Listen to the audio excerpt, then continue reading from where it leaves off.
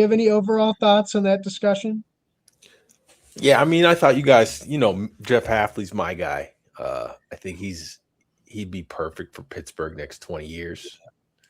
Um, the Cleveland's Pittsburgh debate, yeah, I know you guys were laughing at it, but it is a little bit closer than we give credit to. I think Cleveland has such a good roster right now, minus the O line. Yeah. That if you just figure that O line out. Well, the quarterback. You just have to figure out the O-line and the quarterback. Famously easy things to figure out. You could figure it out. I think you could figure it out next year. I think you could staple it together next year, be a competitive team in a weak division. I think that's possible. I also think you have plenty of opportunity to find your quarterback. And if that's next year in 2027, great. I mean, you're talking about Archie to Pittsburgh. I think it's very more realistic. Archie could end up in Cleveland. Which would be great for him, I think, if they get this O-line figured out.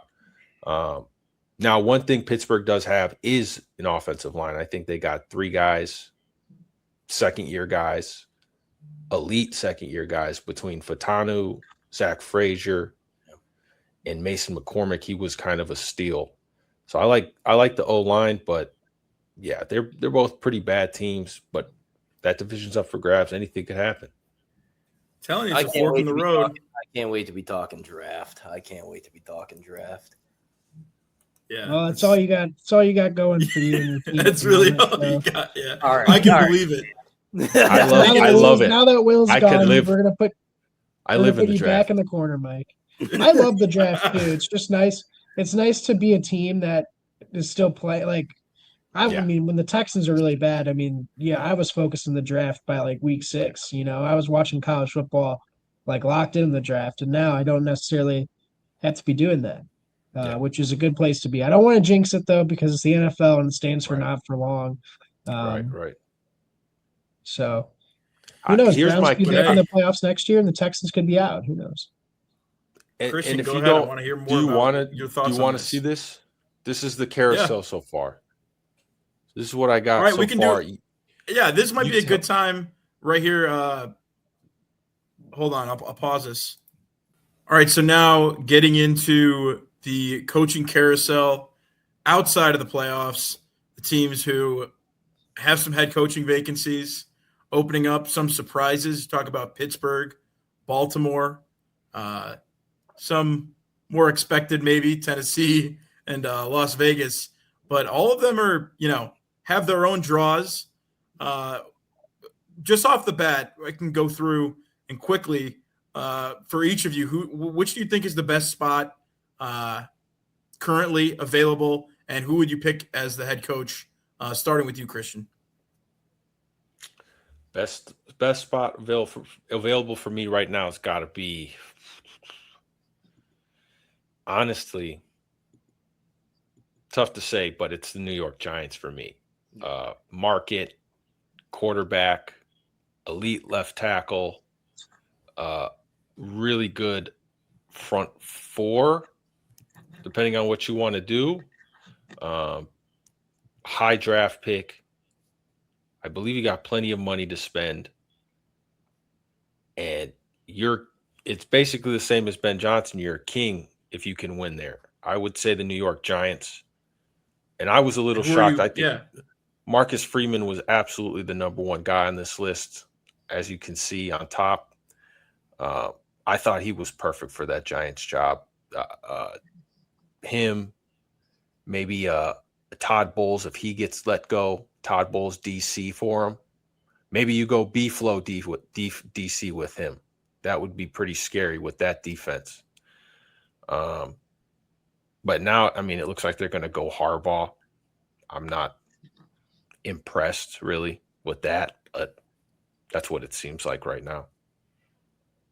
It is what it is. I mean, they got the quarterback figured out. They got a top of the line front 4, a couple good young edge rushers, and obviously a game breaker at defensive tackle if you can keep him around.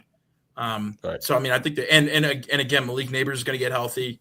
Cam Scatabo, they have a nice little offensive core to build around, in addition to the Thomas as well at left tackle. But Mike, I swear to God, if you say Cleveland, I will.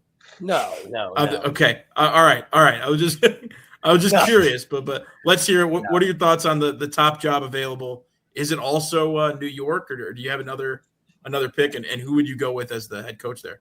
Yeah, no, right now I think my top job available would be going to coach Lamar Jackson in Baltimore. It really would be. I think there's a lot that needs to be done with that defense.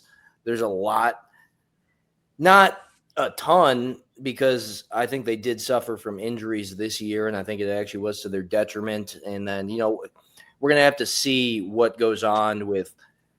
Are you bringing Derrick Henry back is Derrick Henry going to stay for another year? Is Derrick Henry going to retire? But I really think it's Baltimore. Especially when you're talking about a new coach coming in with a defense that, we've seen is not the Baltimore Ravens defense of old. You got a chance to, completely rebuild everything around what is going to make Lamar Jackson the most elite quarterback that he can be. The writing was on the wall for Harbaugh. I think we all knew it. I think if you look back at if you look back at some of the guys who were a year early on, coming out and being, head coaching guys. I mean, imagine if like a Liam Cohen gets in with him. So, I mean, I'd like to see an offensive mind. I mean, I would not like to see it, but, for the league, an offensive mind that goes to Baltimore, shore up something on probably the secondary, I think, when you're talking about the Baltimore Ravens or the defensive line. I think you have to think defensively for, who you're going to pick with your draft pick. But, you have Zay Flowers there. You have a respectable offensive line that I think is one thing you can get through free agency and rebuild better, as the Bears showed, than you can do it through the draft. I think if you're going to ride with Derrick Henry one more year, maybe then go get an offensive lineman, go get a playmaker on the outside, maybe go get, they do have Isaiah Likely, not go get a tight end, but yeah, go get a playmaker on the outside, someone that's going to make Lamar Jackson MVP level again. Like I said, I wouldn't like it. I think it's a very attractive opening. You get put into a division where you're right away in the mix to win it. Absolutely. Right in the mix to win it. For me, it's Baltimore, or my second would be probably the New York Giants, just given with how they do have a good defensive front. They actually have a decent defense overall. The strength is the defensive front. Shore up a little to see if, how you're going to protect Jackson Dart, because they did trade up, get him, make the pick for him. Mao and Noah would be, I would feed families if Mao and Noah goes to and it would be. I really think it would be. And also, you're talking about what I think is there's a lot of questions in Philadelphia going into this next year. A lot. And we just saw a lot of them exposed in this playoff game. Not saying it's wide open for you to win your first year with the Giants, but damn, you have a shot. I would say Baltimore or the New York Giants for me. And who are your picks? Quick. Which coaches would you pick? Which available? My picks quick would Giants, possibly Clint Kubiak, man. Or, if you just want to invest on that side of the ball for the Giants, or you flip it, give Van Joseph a shot with that defense. Really like it. With young Jackson Dart, you're gonna go Vance Joseph as the all-important head coach. I'm saying for options to have it depending on where you want to invest on, and then maybe shored up with an offensive coordinator, and then talking about Lamar Jackson. How about McDaniel, man? If they could make that work, Mike McDaniel Well, with that offense. I'm trying to tamper that down because I want the Browns to take him. But yeah, no, I mean, yeah, McDaniel would be right up there. I think Cliff Kingsbury would be right up there. I think he'd be better off with a younger quarterback. How we seen him develop Kyler Murray over the years. But then, maybe if you want to just take the shot at it, maybe throw Joe Brady an interview. I mean, I think it's there for you. I think that's kind of a weak take for that one. It's really dependent on where you want to go, where Baltimore is going to want to go. Where Lamar Jackson wants to go, I think he's going to have a big say in this. Where Lamar Jackson wants to go more so. But yeah, no, I mean, we'll see. I think they want a full offensive mind in there, and then also, I mean, don't underestimate, what you got with Cam Ward. I think if the Titans are not a year away from winning, but that's a place where you're going to be able to rebuild it under your, you're going to have the say in how you want this roster to become constructed with good high picks. I think those are my top three. So Turtle, he ended it with a division rival apparently as a. He took the words out of my mouth. Are you going to go with the Titans? I wasn't going to go with them as the best one, but I was going to put them as a sneaky, underrated, really good job. I mean, let me just touch on Tennessee since we're on the topic. Tennessee is number 2 in cap space available right now, right behind the Chargers. So, I mean, you talk about a team that you can improve vastly if you're able to use that cap space available. Again, like Mike mentioned, you got high draft picks. And look, I think Jackson Dart's performances for the Giants kind of overshadowed what Cam Ward did this year. But Cam Ward quietly played some really solid football at the end of the stretch, just on a bad team. I do think there's some room there for some vast and quick improvement. Just based off cap space and draft capital, and I do think you have the quarterback of the future there in Cam Ward. I think it's a sneaky good job. Personally, you're in a smaller market. I think you'll have – I mean, Callahan's the first coach that they've fired rather quickly, I guess other than Munchak. But really, largely a pretty stable job if you perform at least, I would say, decent. And yeah, you can kind of shape that team however you like. For me, it's still the Baltimore Ravens' number 1 opening job, largely for the points that you guys mentioned, but I think it's underrated how good of a drafter Eric DeCosta is as a GM. And I think, when you're looking at a head coaching job and, the relationship with the GM, I think is really important.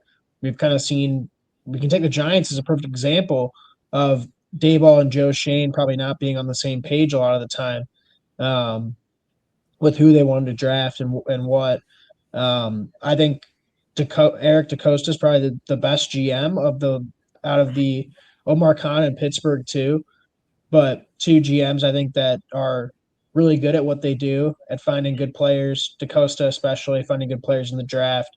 You never really feel like Baltimore is in a place of cap hell because I don't feel like they give out contracts that are seen as terrible, right, or ones that weigh down the books. And I think if you're a head coach, being able to get a chance to work with Eric DeCosta, I think is attractive just because of the stability factor there. And, he's going to be drafting pretty good players. He's showed the ability to do that over the years. So it's a good point. I mean, that's largely my reason for the Ravens being number 1 outside of you already have a franchise quarterback. You can compete in this division. This is a talented roster already. But if you're a head coach who thinks you're going to be there for 5-6 years, you're going to see some turnover in players, right? And which GM can amply replace those players with good draft picks and be a prudent but effective spender in free agency? And I think Eric DeCosta's proved he can do that. And what do you think about seeing Matt Burke on that list? Matt Burke's a good coach, probably a year early. But I wouldn't be shocked if he gets some interviews. I mean, Bobby Slowick was getting interviews after 1 year. It wouldn't shock me. It wouldn't shock me. I think Matt Burke's a really good coach. And to be honest, the defense really didn't start going on their dominant tear until after Matt Burke took play calling. Now, I will say the Texans don't really, call like a complicated scheme or anything, right? So you wouldn't really be hiring Matt Burke for a scheme. But I will say this: He's not and bringing this, Will Anderson Jr. and Yeah. Daniel Hunter with him. right? But And then I saw this secondary. argument being made on Twitter, like that the Texans defense is so talent dependent, and it's like, dude, they've got really good coaching. Like their fundamentals and like the way they tackle and like all the preparation and stuff. They don't do any exact scheme because the players are so well prepared to play and they play with a certain tenacity and ferociousness. I mean, that's all coaching. Like you watch the DBs play, like technique in the back end, super sound. They tackle, like they're a really good tackling team. Again, that's all coaching. You look at the linebacking group, they communicate. Again, good tacklers. You never really catch them off guard with play action or anything like that. Defensive line, disciplined unit, gets after the quarterback. All of that is because of Matt Burke and Matt Burke's, and I guess at the end of the day, D'Amico Ryans too. But all of that is a product of really, really good coaching. You don't catch the Texans defense unprepared because the coaching does a great job preparing their players to play. Now, do they run some elaborate scheme? No, but if you're looking at head coaches, right? You want a head coach who's going to get their players prepared to play every single week. And to Matt Burke's credit, this Texans defense every single week, they're prepared to play. So one more wouldn't shock me. One point on that, and especially bringing up Matt Burke, it's not like these guys forgot where they came from. It's not like they forget everything that they had learned. I mean, you saw with Liam Cohen going to Jacksonville this year, coming through Sean McVay. It's not like you forget everything you learned all the way up to getting that opportunity. So I think that could actually be a very, very intriguing name if he does come out, to see whose defense you turn around if he becomes a head coach. Yeah, he's an intriguing name. I guess as far as like, I'll take my two picks, Tennessee, and we talked about the Giants. I think Harbaugh is going to the Giants. That seems like it's starting to gain traction. But Tennessee, I think Clint Kubiak is, with Cam Ward and being able to shape that head coach quarterback relationship. I like Clint Kubiak. I mean, it would sting for me because it's Gary Kubiak's son, and Gary Kubiak was a Texans guy. And you're going to essentially play or coach for the Houston Oilers. But I like his fit there. With Baltimore's a tougher one, but we didn't mention it, but I think Brian Flores to Baltimore makes a lot of sense. I mean, you can question, like, not an offensive coach, how does that fit with Lamar Jackson? But I think Brian Flores would be a great coach for Lamar Jackson, especially with the stuff you heard about Lamar and, is he prepared every single week to play? He's sleeping in meetings, whatever. I think a harder and more of a disciplinarian coach like Flores, I think might be what actually gets the most out of that Baltimore team rather than a guy like the more laid back guy like Mike McDaniel. I really like Flores as a coach too. I think he fits that Baltimore program. I think he fits that city. I think the mentality that he brings to his players, I think that fits Baltimore really well. So for me, it would be Brian Flores to Baltimore, Clint Kubiak to Tennessee, as much as that stings. Harbaugh to the Giants. Yeah. All right. So I got left in a tough spot here. Do you no love for Las Vegas to be devil's advocate? Any love for that kind of job? I was gonna be devil's advocate. I can't be devil's advocate for Las Vegas. They do have the number one. I don't think it's a bad job. I mean, you have the number one overall pick. You got the number one overall Mendoza. Pick. You don't really have a great offensive line at this point. They're third in cap space, by the way, right behind Tennessee. And you're gonna have and we did see with the Bears, when you have a quarterback on a rookie deal, it gives you some freedom to go shopping along that offensive line, and it helped out majorly with Caleb Williams. My problem with that job is you are stepping into an absolute lion's den of a division with Sean Payton and his quarterback in Bo Nix, who I only expect to get better. I don't think he's an elite quarterback at this point, but I think he's not going to get worse under Sean Payton, and that defense is already humming. And then in Los Angeles, you've got Justin Herbert, who isn't going anywhere, and Jim Harbaugh, who's going to have a solid team. I don't ever anticipate the Chargers being the worst team in the division. It just doesn't, I guess if everything got figured out in Las Vegas, it would have to be a real gauntlet of a division to have Justin Herbert and a team coached by Jim Harbaugh fall to last place. And then finally, burying the lead here with there's still the freaking Kansas City Chiefs. And Patrick Mahomes is going to be injured for a season here, and it's going to be a rough year. But, hey, Andy Reid doesn't look like he's going anywhere at this point. To the degree they want to have a second wave, a second run, I still would be terrified of that team. They would still be the prohibitive favorite in the division if all things were being equal. I think they're going to be able to replace Travis Kelce here if he retires. And it's going to be an attractive spot for free agents to play under Andy Reid and play for that offense. So, again, I think it's just a lion's den of a division. It's more about the AFC West and how much I believe in that as opposed to necessarily what I think Las Vegas can't do. But I'm going to need to see it. And a lot of it would have to depend on faith in Fernando Mendoza because he feels like the conventional wisdom's number one pick.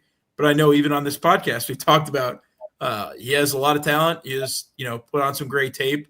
But do we feel like he's going to be an elite NFL quarterback? That remains to be seen. He's playing with a team right now, and I don't want to turn this into a Fernando Mendoza hate fest or anything, but he's playing on a team with a lot of veteran college football players around him, a lot of guys in their early 20s on that team.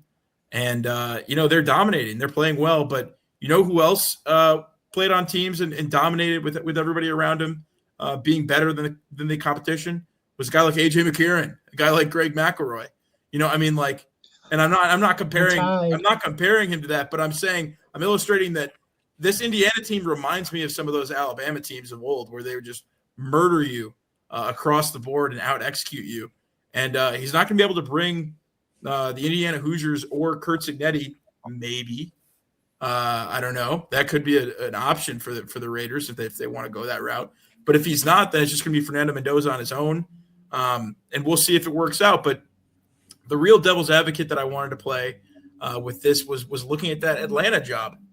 You talk about having who I believe may be the best offensive player in football in Bijan Robinson. Drake London is a true number one receiver. And then on the defensive side, just last year, you spent your first two draft picks in the first round on edge rushers who both look like they have promising careers ahead of them. So the pieces are there. And most importantly, and Turtle, you brought this up when you talk about how a lot of this for a head coach depends on synchrony and alignment with your GM. And Terry Fontenot got fired in Atlanta. Matt Ryan looks like he's going to be the head decision maker. So you've got, a guy who, all things considered, Matt Ryan seems like a great guy. Doesn't seem like an overbearing guy. I don't anticipate that he'll be a micromanager. And if they get a great GM in place that has an aligned vision with the head coach, you're not dealing with Joe Shane. And, you're not dealing with in Baltimore. There's a chance that, as we mentioned with the Brian Flores take, it could work out well. Or Lamar Jackson seems like he could be a stubborn guy. And depending on that, that's you're signing up for a great team with a lot of great talent on it, but the headaches that could come with that need to be considered as well. So when you talk about a clean slate and having your choice at quarterback, because it looks like, if Michael Penix doesn't work out, you have 2 years left to deal with that. Get Kirk Cousins off the books, take a year, and then you're competing in the NFC South, which feels like the opposite of the AFC West. I mean, this feels like a division that any team could win. No team seems especially great. I know the Saints are on an upswing. The Panthers have just won the division with close to a losing record. I mean, this is a division that anybody could win. So I think there is something to be said about being able to go and coach Bijan Robinson, get your own quarterback, have a young defensive core to build around, and your own GM, which I think is an underrated aspect of this. So yeah, give me Atlanta just for the sake of being a devil's advocate, and give me Mike McDaniel, man, to coach Bijan Robinson, coach that offense. He showed what he could do with a guy like Tua to just run the offense, distribute the ball to playmakers, and Atlanta has playmakers. Atlanta has guys that can take the ball and run with it. And Mike McDaniel showed in those 2-year peak in Miami that he's as good as any at scheming that up, yards after catch opportunities and in the run game. So I'd like to see Mike McDaniel in Atlanta. I think that can be a good fit. My last point I was going to make on, while we're talking coaches, I think one of the least attractive jobs, we were talking about the situation you're going into and also the owner you're dealing with who has a lot of say, almost all say in all of this, where I think Fernando Mendoza may be going is Las Vegas. I mean, just the what we've seen from Mark Davis going through this. I mean, hire John Gruden, fire John Gruden, hire Josh McDaniels, fire Josh McDaniels, hire Antonio Pierce, fire Antonio Pierce, hire Pete Carroll, and then fire Pete Carroll. It's just not been – they don't have what is around a team to be able to create stability. I think you're going to need a lot more patience going into a team like that, especially when you don't have playmakers outside of Brock Bowers, who is coming off that ACL, did what he could do, and then got injured. Just want to make that clear. It's much less significant than ACL, but yeah. Much less significant. Came back, then got injured again. It's just, that seems like murky waters when you're going into it. And if you're going to be a head coach, especially with an owner who's going to, literally be right there calling the shots right along with you, that seems like a very unattractive one, if I will put it lightly, for Mike, anyone going into it. Do you think that Tom Brady kind of neuters the Mark Davis factor a little bit, or do you not give his presence any credit, or do you give his presence a detriment? I think we'll see going into this offseason and the next season. I think that's going to be big, is because we've only seen Mark Davis calling the shots. Now, like you said, Turtle, we have Tom Brady in there with the Las Vegas Raiders. There's a lot of work to be done, and I think Tom's got to have a very strong voice in that room when Mark Davis knows this is his team. He also feels like kind of like the anti-Matt Ryan, Tom Brady, in that I predict, and I'm only going off of the guy's personality and his disposition. I believe that Matt Ryan will give his GM and his head coach room to breathe. I can't say the same for Tom Brady. I think that if Tom Brady gets his guy in there as head coach, I think he'll be heavily involved in terms of, making sure things are running smoothly, even on a day-to-day basis, even on a play-to-play basis. I think that Tom Brady's going to be heavily involved, which could be great, or it could be something that gets old very fast if you're a head coach. Tom's also got his Fox side gig going as well. Which That's I don't know if that's a mess. I don't know if that's a detriment to his workability as an owner, or if it helps him in the fact that he's interviewing guys and staying involved in the league every day. Again, I don't know if that helps or hurts his knowledge of the current landscape and his. I know it's not fair. I know it's there's some sort of he could probably use the inside info to his advantage, but exactly. It may not be fair, but I also think it opens up the Raiders to get a guy who we were just talking about that is ready to win right now and ready to turn the team around. I'm just saying, don't be surprised if you see Mike Tomlin's name getting floated for the Raiders job. No. The one interesting thing about Tomlin, I think Tomlin does 1 year TV and then right. Picks I think spot. there's just too much money on the table not to go to TV for a year, see how it is. The one interesting one would be, and I think he'd be crazy to do it, would be Dallas. For Tomlin? Yeah. Take Does a year Tomlin off. want that circus? Does That's Tomlin the really want to question. be dealing with Jerry Jones and everything? That doesn't I seem think like that the Tomlin thing. Philly in my feels more eyes. like a fit for me. If there's a job that I'm looking at that could be available next year, where there's going to be a ton of talent, a roster that's ready to win immediately. How much talent if watch out for AJ's Mike gone? Tomlin in Philly. You think AJ's gone? Still a ton of talent. Are you kidding me? Are we talking about On the defensive side of Philadelphia the ball, Eagles I who don't won know. a freaking Super Bowl with O-line's collapsed, man. Jalen Lane. Hurts as their quarterback? No Lane. So right guard. where do you put Jalen Hurts in that echelon? Because after this season, again, you could blame it on the meat shield that was Petula all you want. I never was impressed with Jalen Hurts' play this season. No, not I this don't season. think. I mean, I think he who was. knows? I think he was an average to below average quarterback this season. Again, there were probably coaching factors working against him, but I'm not rushing to coach Jalen Hurts like I'm rushing to coach Lamar Jackson. Well, we know that Howie, likes to hit the reset button every now and then and retool that roster aggressively.